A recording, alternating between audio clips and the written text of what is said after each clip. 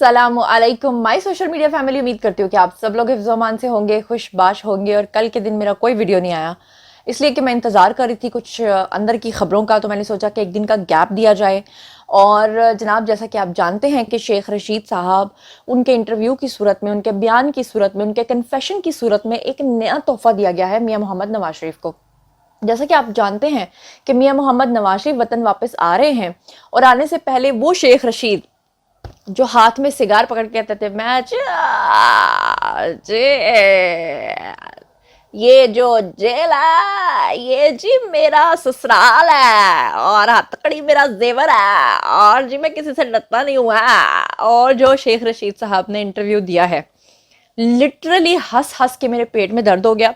उनके पूरे इंटरव्यू का लुबे लुबाब, और ख़ास तौर पे इस बात के बारे में हकीकत और सदाकत कि उनको मार पड़ी, उनको थप्पड़ मारे गए, वो रोना शुरू हो गए। उन्होंने कहा कि वो 72 साल की हैं मगर उनके ऊपर तशद्दुद क्यों किया जा रहा है। जनरल आसिम मुनीर के साथ उनके साथ मुलाकात में उनकी क्या क्या बातें हुई, अंदर की खबरें जो दूसरा कोई आपको नहीं बताएगा। ये सारी चीज़ें जो है मैं आपके सामने रखने जा रही हूँ, और आज का वीडियो गौर से देखिएगा। लेकिन सबसे पहले मैं आपको शेख रशीद का यही वाला बयान सुनवाना चाहती हूँ जो अभी मैंने आपको डायलॉग बोल के दिखाया। Have a look. मौत मेरी महबूबा है, हथकड़ी मेरा जेवर है, जेल मेरा ससुराल है, और जब तक इमरान खान ये लड़ाई लड़ रहा है उसके साथ खड़ा हूं। अच्छा जनाब, इससे पहले कि मैं आपको शेख रशीद साहब की मुकम्मल इंटरव्यू का और अंदर का अहवाल और तशद्दुद का अहवाल जो है वो बताऊं, उससे पहले मैं शेख रशीद साहब का एक वीडियो क्लिप आपको और दिखाना चाहती हूँ जिसमें वो कहते थे कि मौला नू मौला ना मारे तो मौला नहीं मारदा। क्या कहते थे? कहते थे इमरान खान को अंदर करके दिखाओ। Have a look. किसी में हिम्मत है तो इमरान खान को गिरफ्तार करके दिखाओ। अच्छा जी, अब इसके बाद हम बात कर लेते हैं कि इस वक्त प्रॉपर तरीके से एक पूरी सोशल मीडिया कैंपेन लॉन्च की गई, और उसका जो सबसे मेन आगे आगे बंदा था वो था जी असद तूर नाम का एक शख्स। असद तूर को कोई इंपॉर्टेंस देने वाली बात तो नहीं है, लेकिन क्योंकि उन जैसे और भी बहुत सारे हैं, वो सदीक लल्ली जैसे भी हैं, और वो पोनी वाले अंकल जो हैं, पता नहीं समी इब्राहिम नाम है उनका, शायद वो भी हैं। तो ऐसे बेशुमार हैं जिन्होंने ये दावा किया, क्योंकि इंटरव्यू पहले रिकॉर्ड किया गया एक दिन पहले, और मुनीब फारूक जो हैं उन्होंने रिकॉर्ड किया।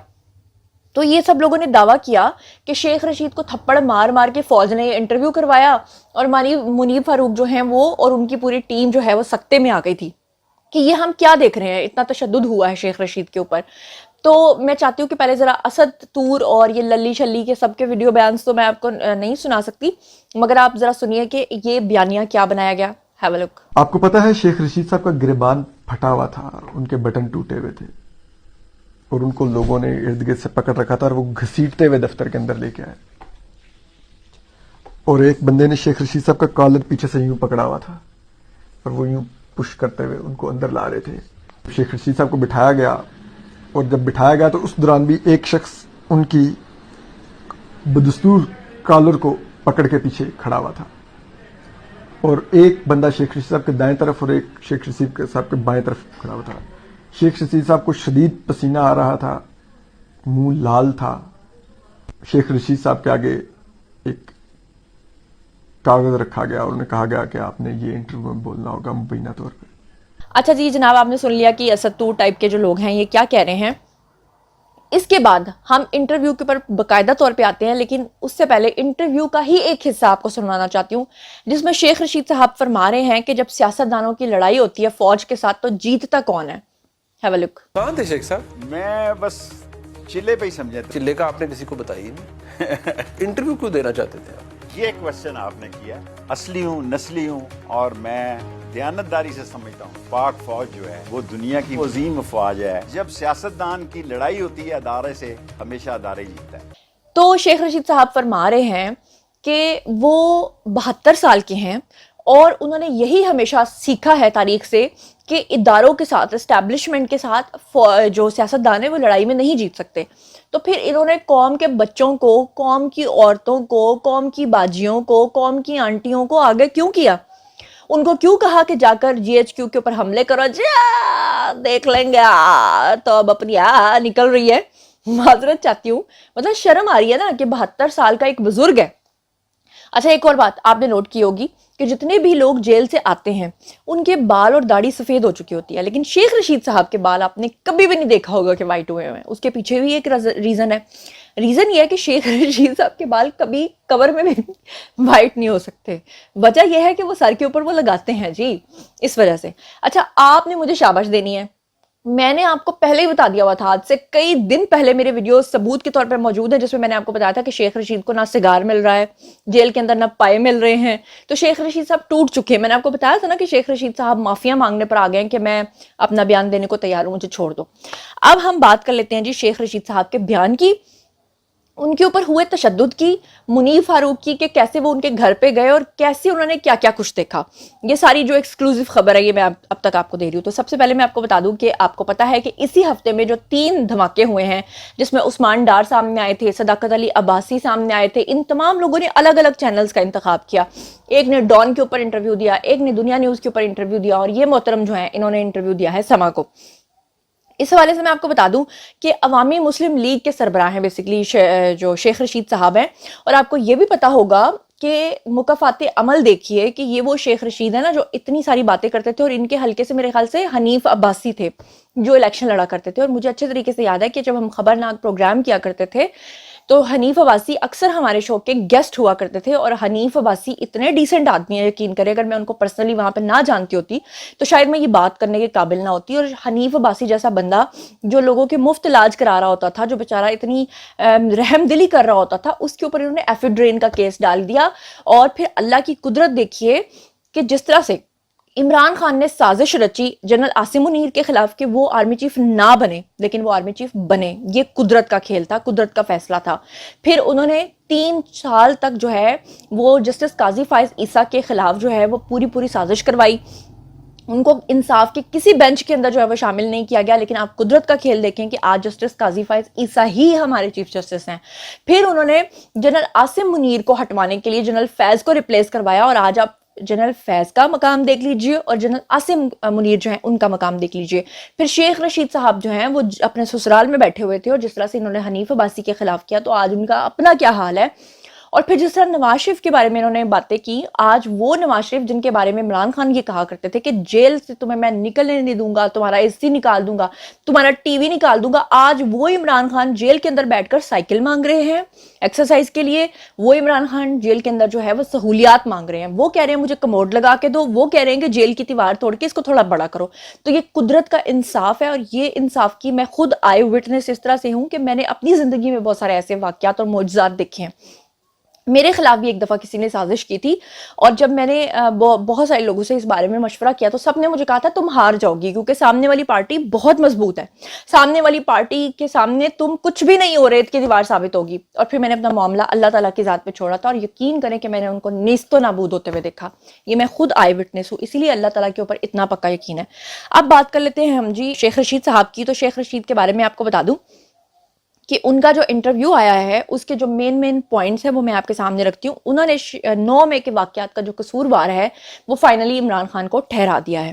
دوسرے نمبر پہ انہوں نے کہا کہ ہماری سب سے بڑی غلطی جو تھی وہ یہی تھی کہ ہم نے جنرل عاصم منیر کے خلاف جو ہے وہ سازشیں کیں. اور پھر انہوں نے جو ہے یہ اپنا جو انٹرویو ہے یہ اینکر منیب فاروق کو دیا.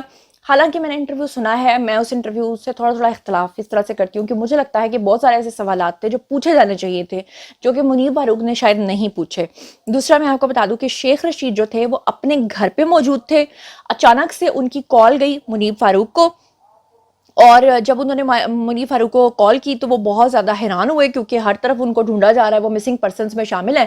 اور اچانک سے جب شیخ رشید نے منیب فاروق کو یہ کہا کہ میں گھر پہ ہوں اور میں مسنگ پرسنز میں سے یہاں آ چکا ہوں اور میں آپ کو انٹرویو دینا چاہتا ہوں، تو شیخ رشید سے جو ہے وہ پوچھا گیا کہ آپ نے ہمارے پاس انٹرویو کے لیے آنا ہے یا ہم نے آپ کے پاس آنا ہے. جس پہ شیخ رشید نے اس بات پہ اصرار کیا کہ آپ برائے مہربانی زحمت کیجیے اور میرے گھر پہ آئیے، جس کی وجہ سے جو منیب فاروق ہیں وہ شیخ رشید کے گھر پہ گئے. اب جو منیب فاروق ہیں وہ کیا کہتے ہیں کہ مجھے کس طرح کی باڈی لینگویج نظر آئی شیخ رشید کی اور مجھے کیا کیا کچھ نظر آیا. اس پہ انہوں نے بتایا کہ جب میں شیخ رشید کے گھر پہ گیا تو وہ مجھے بہت زیادہ پرسکون نظر آئے، اور ان پر تشدد کے حوالے سے جو میڈیا میں گردش کرنے والی خبریں ہیں وہ ٹوٹلی بے بنیاد ہیں. یعنی اینکر جو منیب فاروق ہیں انہوں نے یہ کہا کہ جتنے بھی لوگ یہ باتیں کر رہے ہیں کہ جی ان کو تھپڑ مارے گئے, ان کے کالر کھینچے گئے, آپ مجھے خود بتائیے کیا عقل اس بات کی آپ کو گواہی دیتی ہے کہ اگر ایک بندہ انٹرویو ریکارڈ کرنے آیا ہے اور آپ اس کو اتنا زد و کوب کر دیں کہ اس کی باڈی لینگویج سے پتہ چل رہا ہو کہ اس کے اوپر تشدد ہوا ہے, یا آپ اس کا کالر پھاڑ دیں تاکہ اسکرین اور کیمرہ تو آپ کو پتہ ہے ایک ایک چیز کو زوم کر کے دکھاتی ہے, تو ہاؤ از اٹ پاسبل؟ یہ صرف اور صرف پی ٹی آئی کا جھوٹا پروپیگنڈا تھا. اس کے علاوہ میں آپ کو یہ بھی بتا دوں کہ شیخ رشید جو ہیں آپ کو پتہ ہے کہ لاپتہ تھے, اور پولیس اہلکاروں کی جج صاحب نے کافی کھچائی بھی کی تھی, اور انہوں نے یہ بھی کہا تھا کہ ایک شخص اپنے گھر سے غائب ہے اور ابھی تک اس کے بارے میں کوئی اطلاع نہیں ہے, اور عدالت کی طرف سے جو ہے پولیس کو شیخ رشید کو پیش کرنے کے لیے 1 ہفتے کی مہلت دی گئی تھی, اور 1 ہفتے کے اندر اندر یعنی اس سے پہلے کہ یہ مہلت پوری ہوتی شیخ رشید پہلے ہی آ چکے ہیں, ان کا کنفیشن آ چکا ہے, ان کا انٹرویو آ چکا ہے. یہاں پر میں آپ کو ایک اور بات بتاتی چلوں کہ پچھلے دنوں آپ کو میں نے ہی وہ خبر سب سے پہلے دی تھی کہ جو شیخ رشید ہیں ان کی لال حویلی اور ان کی جو لال حویلی ہے پنڈی والی, اس کو پوری طرح سے لال کر دیا گیا تھا, مطلب اس کے اوپر تالا لگا کے لال کلر کی اس کے اندر گلو ڈال دی گئی تھی. مطلب شیخ رشید صاحب جو ہیں وہ اس وقت اپنی لال حویلی پر موجود نہیں ہے. تو بہت سارے لوگ کہیں گے کہ زنیرہ آپ تو کہہ رہی ہیں گھر پہ انٹرویو ہوا, تو کس کے گھر پہ انٹرویو ہوا؟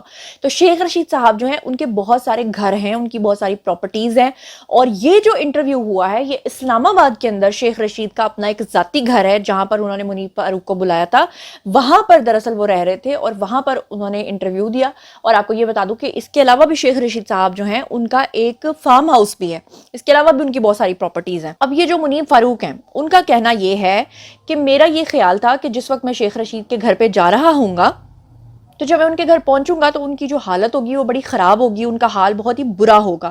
لیکن انہوں نے بتایا کہ عمومی طور پہ جو لوگ غائب یا روپوش ہو جاتے ہیں جب وہ واپس آتے ہیں تو ان کا بہت ہی برا حال ہوتا ہے, لیکن شیخ رشید کی حالت قطعی طور پہ مختلف تھی. ان کی رنگت پہلے جیسی سرخ تھی, یعنی ان کے جو لال لال گال ہیں وہ ویسے کے ویسے ہی تھے, اور وہ مزے کے ساتھ ٹانگ کے اوپر ٹانگ رکھ کے ایسے بیٹھے ہوئے تھے جیسے سیر و تفریح کر کے وہ واپس آئے ہیں. اپنے ذاتی صاف ستھرے کپڑے اور ویسٹ کوٹ انہوں نے زیبتن کی ہوئی تھی. یہ سب کچھ میں بتا رہی ہوں جو انٹرویور ہیں ان کی زبانی. انہوں نے کہا کہ انہوں نے تازہ تازہ شیو کی تھی اور انہوں نے کلون لگایا ہوا تھا, گچی کے جوتے انہوں نے پہنے ہوئے تھے, اور ابھی سگار انہوں نے ختم کیا تھا جیسے ہی انٹرویو یعنی کہ شروع ہوا اس سے پہلے انہوں نے سگار ختم کیا تھا. وہ بہت ہی کمفرٹیبل نظر آ رہے تھے. انہوں نے میڈیا ٹیم کا زبردست قسم کا استقبال بھی کیا تھا. منیب فاروق نے شیخ رشید سے جب سوالات شروع کیے تو شیخ رشید کے انداز سے کسی قسم کی کوئی جھجک محسوس نہیں ہو رہی تھی. ایسا کوئی تاثر نہیں مل رہا تھا کہ ان کے جسم کے کسی حصے میں کوئی تکلیف ہے یا ان کا کوئی کالر پھاڑا گیا یا ان کو کوئی تھپڑ مارا گیا ہے. سارا انٹرویو انتہائی پرسکون ماحول کے اندر ریکارڈ کیا گیا. جو قیاس رائیاں اور افواہوں کا طوفان مچا ہوا تھا, شیخ رشید کو مار پڑی ہے, تشدد کا نشانہ بنایا گیا ہے, ایسا کچھ بھی نہیں تھا. یہ سب کچھ کون بتا رہے ہیں؟ خود اینکر منیب فاروق بتا رہے ہیں, اور اس کو جاوید چودھری نے بھی رپورٹ کیا ہے. کسی نے کہا کہ مروت صاحب سے ملاقات ہوئی ہے تو انہوں نے بتایا کہ شیخ رشید کو کہاں کہاں چوٹیں آئی ہیں, اور کچھ نے کہا کہ انہیں الٹا لٹکایا گیا, اور کسی نے کہا کہ ان کے ساتھ انتہائی برا سلوک کیا گیا. یہ تمام باتیں جو ہیں وہ افواہیں ثابت ہوئیں. شیخ رشید نے ہر سوال کا انتہائی تفصیل کے ساتھ جواب دیا. انہوں نے کہا کہ میں سیاست ترک نہیں کر رہا. اچھا, یہ بھی ایک ڈیفرنٹ پوائنٹ ہے کہ ابھی تک آپ نے دیکھا ہوگا کہ جتنے بھی لوگ آئے ہیں انہوں نے جو اپنا بیان دیا ہے اینڈ پہ آ کے انہوں نے 2 باتیں کی ہیں. یا تو کسی نے کہا ہے کہ وہ سیاست چھوڑ رہا ہے ہمیشہ کے لیے, یا پھر کسی نے یہ بیان دیا ہے کہ وہ استحکام پاکستان پارٹی یا کسی اور پارٹی کو جوائن کر رہے ہیں. لیکن شیخ رشید نے نہیں کہا کہ وہ سیاست ترک کریں گے, بلکہ انہوں نے کہا کہ وہ الیکشن بھی لڑیں گے.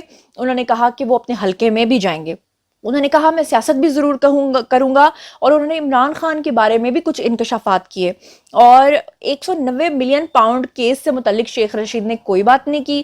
شیخ رشید سے 190 ملین پاؤنڈ کی جب منظوری ہوئی تھی تو اس وقت وہ کابینہ کے اجلاس میں موجود نہیں تھے, ایسا کہنا ہے خود شیخ رشید کا.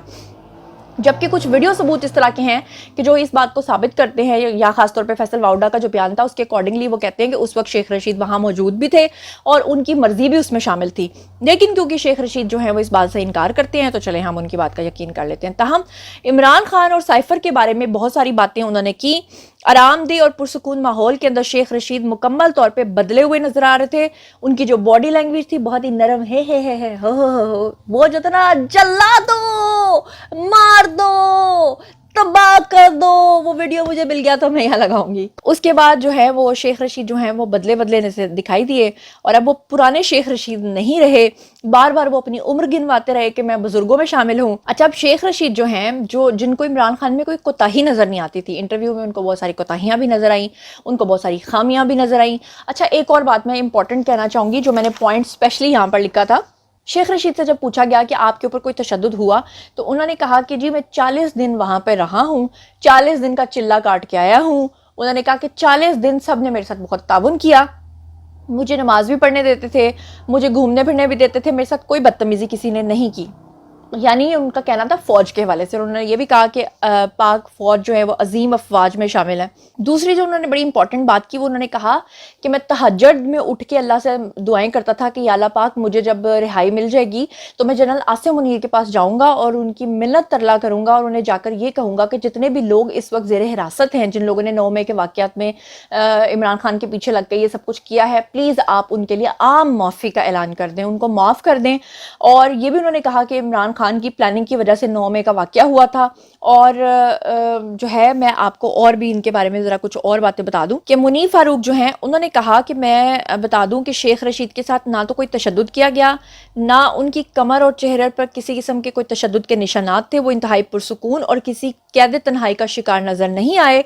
उनके इंटरव्यू के बाद ऐसा लग रहा था कि शायद स्ट्रेटजी बदल गई है और अब जो भी नया शख्स इंटरव्यू के लिए मंजर आम पर आएगा वो खुद अपने फ़ोन से एंकर से रब्ता करेगा और उसे किसी स्टूडियो में नहीं ले जाएगा, बल्कि वो एंकर जो है वो खुद ही उसको जहमत करना पड़ेगी। यानी ये एंकर ये कह रहे हैं कि इससे पहले भी आपने देखा कि जो उस्मान डार हैं वो भी खुद चल के गए थे जो दुनिया न्यूज़ के एंकर हैं उनके घर पे, और इससे पहले डॉन के स्टूडियो में आकर इंटरव्यू दिया सदाकत अली बासी ने। तो वो कह रहे हैं कि शायद अब स्ट्रेटेजी बदल गई है, अब जितने भी लोग बाजियाब होकर आया करेंगे वो खुद एंकर्स के साथ रब्ता किया करेंगे और उन्हें कहा करेंगे कि आके हुन मेरी भी कहानी सुन लो। तो जनाब ये थी शेख रशीद की कुछ बातें जो उन्होंने कही हैं और ये तोहफे के तौर पे साबित हो रही हैं मियां मोहम्मद नवाज शरीफ के लिए।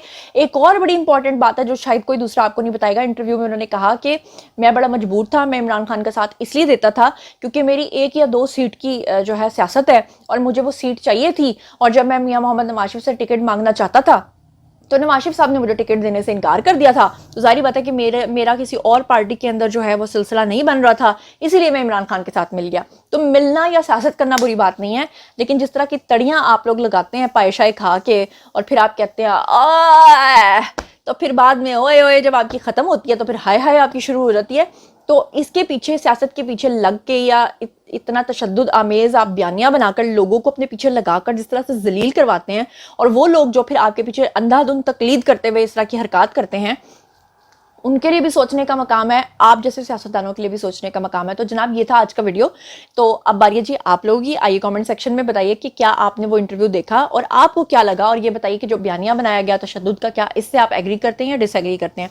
जो कुछ भी आप सोचते समझते हैं आइए कमेंट सेक्शन में शेयर कीजिए, पर्सनली जवाब दूंगी। मजीद खबरें, व्लॉग्स, इंटरव्यूज़ और सियासी तस्दीर जानने के लिए मेरे साथ कनेक्टेड रहना हरगिज़ मत भूलिएगा। चैनल को सब्सक्राइब कर लीजिएगा। अपना बहुत ख्याल रखिएगा। अल्लाह निगहबान।